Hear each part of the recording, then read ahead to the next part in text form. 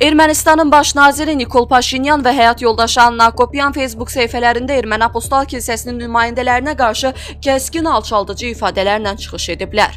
Bu barədə Ermənistan kütləvi informasiya vasitələri məlumat yayıb. Nikol Paşinyan 5 post paylaşaraq din xadimlərini senzurasız istifadə edərək onu rahat buraxmağa çağırıb. Həmçinin Ermənistanda neçə episkopun nigaha girməməklə bağlı anda sadiq olduğunu soruşub. Baş naziri həyat yoldaşı da dəstəkləyib. O da öz səhifəsindəki yazılarda din xadimlərini müxtəlif günahlarda ittiham edib.